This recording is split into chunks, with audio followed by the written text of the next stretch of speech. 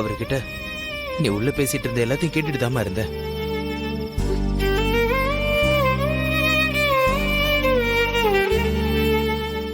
ஓ வளையல திருநது அவர் தானே தெரிஞ்சிருந்தோம். எப்படிமா உன்னால சும்மா இருக்க முடிஞ்சது? முதல்ல அதிர்ச்சியா தானே இருந்துச்சு. ஆனா எப்போ அவரு காவேரி அக்காவோட புருஷன்னு தெரிஞ்சதோ அப்பவே நான் நடந்ததெல்லாம் மறந்துட்டேன்.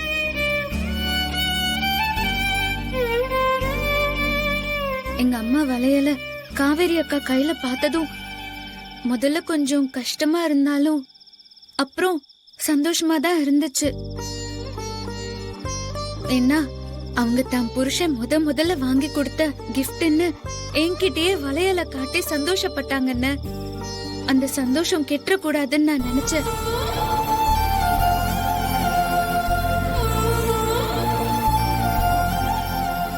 அது மட்டும் இல்ல, வளையல் அக்கா கையில தானே இருக்கு.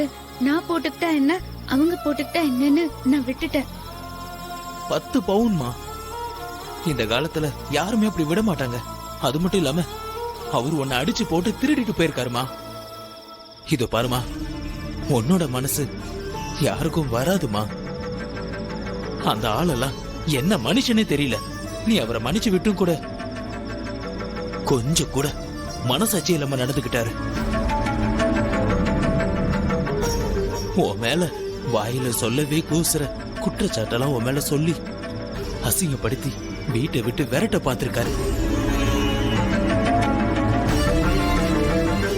நான் கூட திரு இவரை அடிச்சதை நினைச்சு ரொம்பவே வருத்தப்பட்டேன்.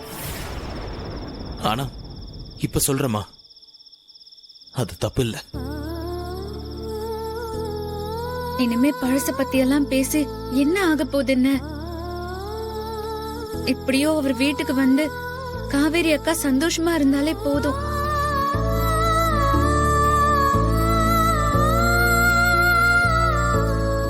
அண்ணன், தயவு செஞ்சு இந்த விஷயத்த யார்கிட்டயும் சொல்லிராதீங்கன்னு. நடந்த எல்லாத்தையும் இங்கேயே மறந்துருங்க. இந்த வளையலால இன்னொரு பிரச்சனை வேண்டாம் பிளீஸ்ண்ண. சரி வாங்க போலாம்.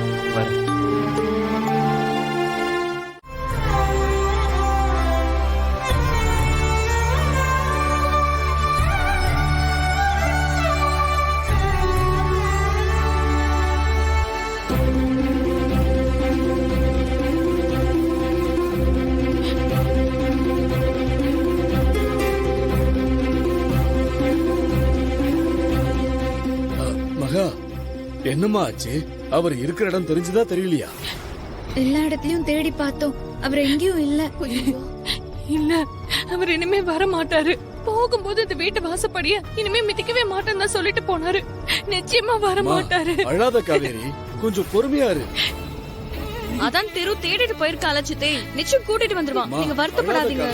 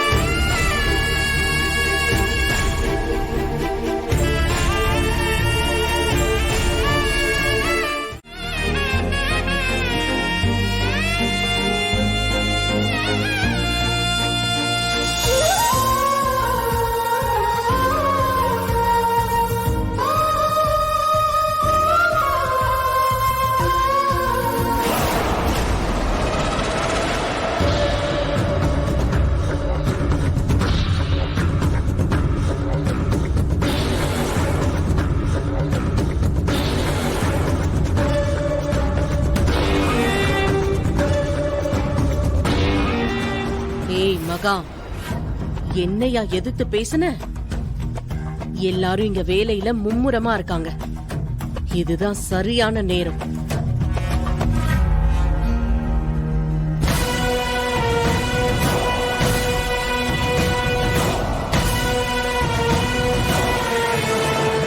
திரு எப்படி இந்த கல்யாணத்தை நடத்துறான்னு பாரு. ஏதோ வெறும் சடங்கு சம்பிரதாயமா செய்ய நினைக்காம உண்மையாவே ஏழை ஜோடிங்களுக்கு உதவியா இருக்கணும்னு எல்லாம் பார்த்து பார்த்து செய்யறான்.